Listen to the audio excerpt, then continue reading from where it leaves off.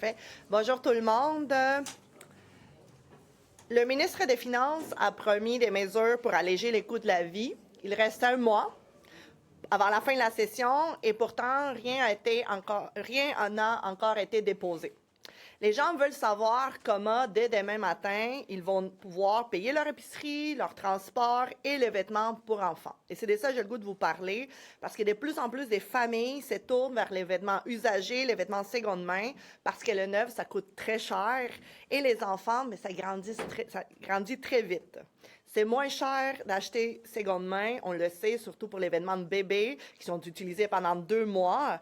Et aujourd'hui, on présente une proposition très simple pour le ministre des Finances, abolir la taxe des ventes sur les vêtements de seconde main pour enfants. Actuellement, il y a une mobilisation des citoyens et des propriétaires des friperies qui demandent qu'on retire cette taxe des ventes-là pour les articles essentiels. Je parle des pyjamas de bébé, des bottes, des manteaux, des habits de neige, des morceaux qui sont souvent portés très peu de temps et qui ont déjà été taxés pour une première fois. Ma collègue Christine Labrie marraine une pétition qui, seulement en 3 jours, a déjà recueilli plus de 4000 signatures pour venir proposer cette mesure, une mesure simple qui peut soulager les familles dans ces contextes de hausse des coûts de la vie et j'espère que le ministre des Finances va saisir la balle au bon. Merci beaucoup, Alejandra. Bon matin, tout le monde. Écoutez, l'hiver est arrivé un petit peu plus tôt que prévu, ici à Québec, mais aussi à Montréal. Vous l'avez vu, là, on a quand même eu des bonnes bordées de neige. Puis on a donc eu des nuits passablement froides quand même. J'ai contacté plusieurs refuges à Montréal dans les derniers jours. Puis on me confirme qu'il y a des centaines de personnes qui ont été revirées de bord là, parce qu'il manquait de place la nuit. Ça, je vous rappelle qu'on était à mi-novembre là, à peu près. Là. On n'est pas dans les moins 20 de janvier. Fait que si déjà à mi-novembre, on revire du monde... vous pouvez deviner dans quelle catastrophe on s'en va pour l'hiver. La nouvelle mairesse de Montréal, Soraya Martinez-Ferrada, elle a annoncé récemment que l'itinérance serait sa grande priorité, qu'elle allait en parler le plus souvent possible. Elle a même dit à tous les jours qu'on l'entendrait parler sur ce sujet-là. Je salue vraiment son leadership sur le dossier. Par contre, pour la CAQ, je ne peux pas en dire autant. Je ne peux pas envoyer les mêmes fleurs. François Legault n'a jamais rien à offrir, n'a jamais de solution à proposer pour l'itinérance. C'est comme si c'était une fatalité puis si on ne pouvait rien faire. Par contre, à Québec solidaire, vous m'avez entendu à plusieurs reprises fournir plusieurs propositions puis mettre plusieurs choses de l'avant. Puis un exemple, c'est la semaine passée, vendredi, vous avez peut-être lu dans les pages de La Presse, un papier avec Patrick Lagacé où je rapporte là, l'histoire de Manu. Manu, c'est quelqu'un qui vit dans la rue depuis 5 ans, un jeune de la DPJ là, qui a passé... 16 années en centre jeunesse, qui, là, vit dans la rue, puis qui essaie de s'en sortir, qui est prêt à s'en sortir, puis qui il se bat contre la machine administrative pour avoir accès à un HLM. Puis il n'est pas capable d'avoir un HLM parce qu'il vit dans la rue, puis on lui demande ses 2 derniers avis de cotisation d'impôt, ce qui est littéralement impossible pour lui à obtenir. Le gars, il n'a pas d'adresse. Le gars, il a tous ses documents ou ses sacs qui se font voler ou qui se font mouiller ou quand il dort dans la rue, vous devinez comment ça se passe. Fait que, il se bat corps et âme. Puis moi, je pense qu'on pourrait clairement faire quelque chose de bon, de beau, de spécial pour les gens comme Manu. Il s'agit d'assouplir les critères d'accès au parc HLM.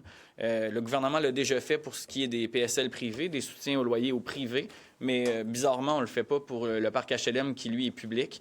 Donc moi, je vais tendre la main dans une question aujourd'hui, tant à la ministre de l'Habitation qu'à la ministre des Services sociaux, pour qu'on fasse quelque chose pour Manu, puis les autres Manu là, cet hiver, puis qu'on se permette une meilleure flexibilité pour que ces gens-là puissent sortir de la rue, puissent sortir de l'itinérance puis avoir accès à un HLM. J'espère que les ministres responsables vont accepter la main tendue pour que Manu ne passe pas l'hiver dehors. Merci. Je vais vous lancer sur la STM. Est-ce que votre pensée a évolué ou vous êtes encore au même point? Moi, je suis toujours très optimiste et je vois que la voie de la diplomatie puis de la négociation a bien fonctionné cette semaine. Je salue, la trêve qui a été prononcée hier. Je salue aussi l'ouverture de Jean Boulet aussi, qui nous a dit là, ce matin à Masbourian, vous l'écoutiez sûrement, qu'il n'y aurait pas de bâillon parce qu'il y a encore une possibilité d'entente de principe. Nous, c'est toujours ça qu'on a souhaité. Une entente négociée, parce qu'on sait comment ça finit une entente imposée. On l'a vu chez les médecins, ça fait 3 semaines que c'est le chaos. Jean Boulet, là, sa loi, l'entente de principe, là, ça va se régler à la table de négociation. Ça ne va pas se régler ici à l'Assemblée nationale. Notre position est la même. La mairesse Martinez-Ferrada avait donné jusqu'au 15. Les négociations ont évolué, ça va bien. Je maintiens un espoir et je souhaite sincèrement qu'on en arrive à une résolution pour que les Montréalais et Montréalaises ne subissent pas la grève ce week-end. Vous êtes les seuls qui avez appuyé le syndicat dans votre prise de position là, sur le projet de loi du ministre Boulay. Puis quelques heures après, le syndicat s'est retourné et a dit finalement, on arrête les moyens de pression. Est-ce que vous avez vécu ça un peu comme une trahison de leur part? D'abord, Québec solidaire n'a jamais appuyé les syndicats. Là. Québec solidaire vise une entente négociée qui va être au profit des usagers et usagères de Montréal. Moi, je le prends, le métro de Montréal. Ma collègue Alejandra le prend. Moi, j'ai 7 stations de métro dans Saint-Henri-Sainte-Anne. Le transport collectif, s'il y a quelqu'un qui le défend, s'il y a un parti qui dépend du transport collectif à Montréal, puis partout au Québec, mon collègue Étienne Grandmont aussi, sur le sujet du tramway ou autre, c'est Québec solidaire. Tout d'un coup, là, ça intéresse la CAQ, ça, le transport en commun, puis dès la semaine prochaine, ils vont l'avoir oublié. Là. Aussitôt l'entente de principe réglée, la CAQ, ne demandez-leur pas de financer le transport public, ne demandez-leur pas de développer de nouveaux projets, ils vont être passés à d'autres choses. Nous, on a toujours pris une position puis une posture à l'effet que la pire des choses serait une entente imposée qui mettrait le bordel dans le réseau, qui ferait en sorte que les gens, un petit peu comme on voit là avec la loi 2 puis les médecins, se mobilisent en moins de pression additionnelle, qu'il n'y ait pas d'adhésion, puis que là, on se retrouve à ramasser les pots cassés. La mairesse a donné place à la négo, puis elle a demandé une entente de principe négociée. Puis c'est encore une fois ce que Jean Boulet demande aujourd'hui. Puis ça, je le salue. Je salue quand même Jean Boulet aujourd'hui de dire les négociations avancent. Je ne mettrai pas ça par bâillon parce qu'on va laisser place à la discussion puis à la négo. Je trouve que c'est la bonne approche. Je trouve que c'est une approche responsable. En même temps, on sent pas que vous mettez de la pression politique, par exemple, sur les partis pour dire entendez-vous donc en fin de semaine ou offrez un minimum en fin de semaine. Tu sais, je veux dire, on vous entend pas. Bien, je viens de le dire 2 fois, Mme Prince, là, avec égard. Là, Non, mais vous dites, on va attendre puis on espère une entente négociée.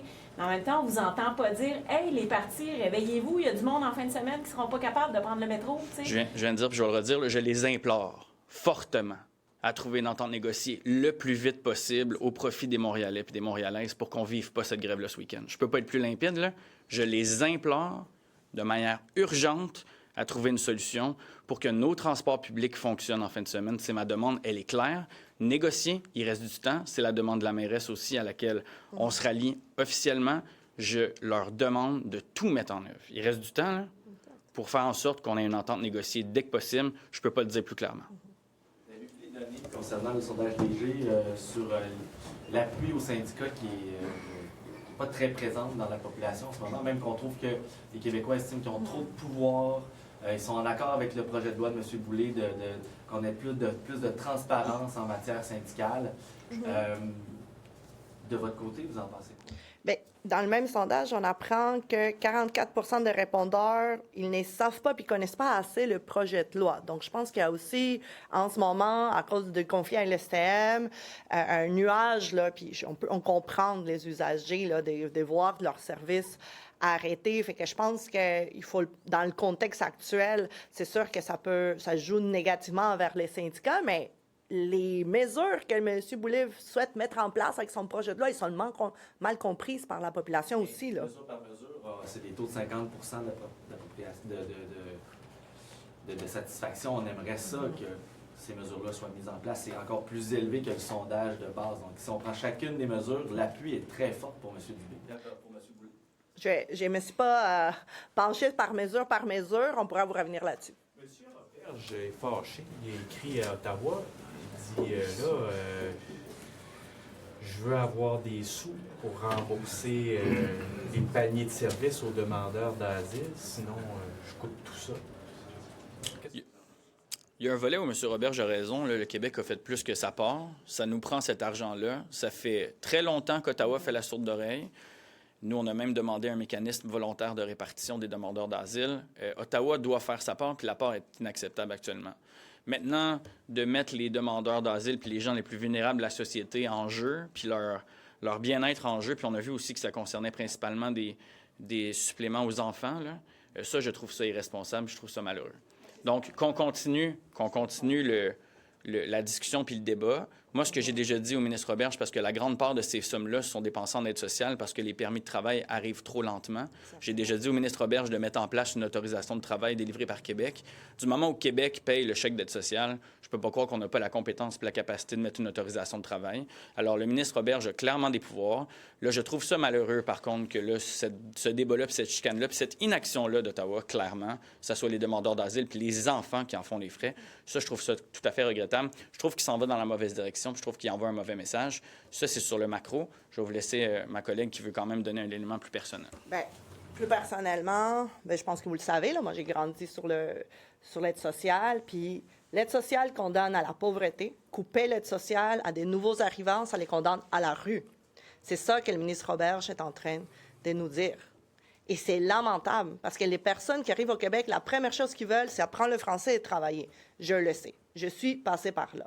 Et pour nous, ça nous brise les cœurs que ces personnes-là sont un peu prises en otage, puis comme outil de négociation, et qu'on va les enlever les outils nécessaires pour se mettre sur pied, parce que la seule chose qu'ils veulent, c'est de travailler. Mon collègue a raison, c'est d'accélérer le permis de travail pour que toutes ces familles puissent intégrer le marché du travail le plus rapidement possible. Là. Un délai, c'est même pas un an. C'est des mois, là. Oui, mais qu'est-ce que ça prendrait comme délai? Qu'est-ce qui est réalisable? Vous qui connaissez la machine, un bon délai? On peut le donner. Au plus fort des entrées, le permis était donné automatiquement sur l'entrée. Là. Fait que, je veux dire, il n'y a pas de raison administrative. Les gens ont un document d'identité, là, ce qu'on appelle le document du demandeur d'asile, où il y a une photo, puis il y a des coordonnées de base, là, comme des informations de base, date de naissance, pays d'origine, etc. Je veux dire, le permis de travail pourrait être émis directement en même temps, puis on pourrait permettre aux gens de travailler tout de suite. On l'a fait pendant la pandémie, ils l'ont fait. Je veux dire, ils ont tous les moyens inimaginables possibles pour faire ça. C'est vrai que c'est un problème. Là. C'est vrai qu'Ottawa, si on attend 6, 7, 8 mois, les gens, ils n'ont pas d'autre option que d'aller à l'aide sociale. Puis tout le monde critique ça, tout le monde condamne ça. Ça s'est effectivement un petit peu raccourci dans les derniers mois. Là. J'ai vu des stats que ça baissait peut-être autour d'un petit peu en bas de 6 mois. C'est quand même trop long. C'est quand même trop long. Même 3 mois, c'est trop long. Je veux dire, à un moment donné, le chèque d'aide sociale, le Québec le donne tout de suite. Donc, je veux dire, ou en tout cas dans les jours. Pourquoi on n'est pas capable de faire la même chose avec une autorisation de travail? Après ça, qu'Ottawa vienne nous dire qu'on joue en dehors de nos compétences parce que nous autres, on paye le chèque, eux autres ne veulent pas rembourser. Voyons donc. Voyons donc qui ferait ça. Pourquoi ils ne donnent pas ces autorisations? Moi, j'ai demandé à Jean-François Roberge. Lui, il me dit qu'on joue dans les compétences, que finalement, c'est Ottawa qui délivre les permis, tout ça. Je veux dire, du moment où quelqu'un est ici au Québec, le Code du travail, ça appartient au Québec. Là. La loi sur le travail, c'est les normes du travail, ça appartient au Québec. Le chèque d'aide sociale vient du Québec. À un moment donné, là, si j'ai jamais vu la CAQ être vraiment d'habitude trop limitée, là, ils ont déposé un genre de constitution là, qui veut aller rapatrier des pouvoirs du Québec. Faites-les de manière positive. Faites-les quelque chose de tangible. Allez chercher, puis revendiquer le droit. Ils revendiquent même pas ce droit-là. Comment ça se fait que dans sa revendication, il n'y a même pas le droit d'émettre une autorisation de travail? Puis qu'il le fasse. Puis si Ottawa n'est pas contente, qu'il ait contesté en cours, puis on verra qui c'est qui gagne l'opinion publique, à savoir si oui ou non on doit émettre des demandes d'autorisation. C'est trop facile là, de dire les demandeurs d'asile coûtent tant, puis on leur coupe l'aide sociale. Voyons donc, qu'est-ce qui va se passer? Ils vont... je vois pas comment ça peut faire d'autre chose que ça. Je veux dire, pourquoi c'est pas ça qui parle le matin, Jean-François Roberge? Pourquoi il fait pas une revendication claire à Ottawa pour une autorisation de travail du Québec? Je veux dire, c'est limpide. Les demandeurs d'asile, Alejandra l'a dit, ils veulent travailler, ils veulent s'intégrer dans la société. Puis l'aide sociale, ça donne pas grand-chose, là, pour être honnête aussi. Il y a personne qui rêve d'un chèque d'aide sociale. Là. Personne. Fait que s'ils pouvaient aller travailler 40 heures, puis aller contribuer à la société, puis aider dans nos services publics, notamment les CPE ou ailleurs qui manquent de bras, là, ils le feraient. Ils le feraient. J'ai travaillé avec ces populations-là, ils sont disponibles, ils ont envie d'aller travailler, ils nous ont sauvé les fesses bien comme il faut pendant la pandémie, qu'on s'en rappelle. Là. Puis ils ont été vaccinés, ils ont fait des jobs, ils ont fait du 2 fois, du 3 chiffres semaine, 3 chiffres par jour, pardon. Ils sont là, ils sont aptes au travail. Mais c'est sûr que si on ne leur donne pas les moyens, ça ne marchera pas. Donc Jean-François Roberge, moi, je retournerai ça, puis je dirais à Ottawa, permets-moi, ou conteste pas. Puis lui, il le fasse. Moi, je pense qu'il doit le faire. Il doit mettre l'autorisation de travail tout de suite en place au Québec.